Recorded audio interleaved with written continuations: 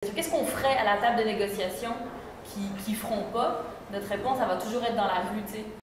On veut étudier, on veut pas s'endetter. On veut étudier, on veut pas s'endetter. On veut étudier, on veut pas s'endetter. On veut étudier, on veut pas s'endetter.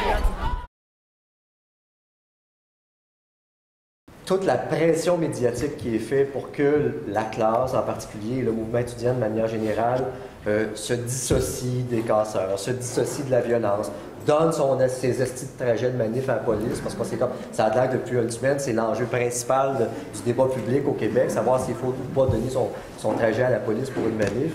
Tout ça, c'est de la frime.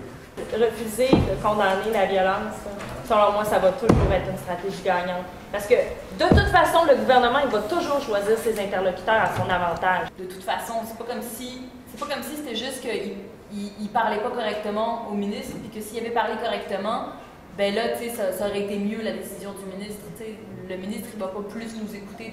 Posons la question à Jean Charest. Si demain matin, la classe accepte de donner le trajet de sa prochaine manif, acceptez-vous à ce moment-là de retirer la hausse des frais de scolarité pour maintenir le gel? C'est ça qui est l'enjeu. C'est pas ça, c'est une fausse question. Et créer une association, puis une association plus large qui va mettre de l'avant des revendications plus radicales, qui va refuser de condamner ses propres étudiants, les propres étudiantes qui font partie de leurs assemblées générales, qui font partie de leurs associations, qui sont dans la rue puis qui se battent, puis qui sont mobilisés pour une cause.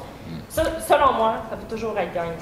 Fait que je pense que c'est important de diversifier aussi, que les gens qui organisent des actions n'hésitent pas, s'ils veulent qu'il y ait un autre message qui passe, profiter de la grève pour aller amener aussi des messages différents, plus radicaux, etc., puis une pluralité de messages, que ce soit les manifs sur le plan Nord, etc., en tout cas d'avoir une pluralité de trucs. Donc, il faut garder le cap, il faut considérer, même étant donné toute l'importance que la question des médias a, malgré ça, il faut garder le cap sur le rapport de force, la mobilisation, puis la lutte, elle va gagner ou elle va perdre selon la capacité de faire en sorte que ça soit plus gérable à la fin de cette semaine pour le gouvernement, puis au début de la semaine prochaine. C'est là que ça va jouer.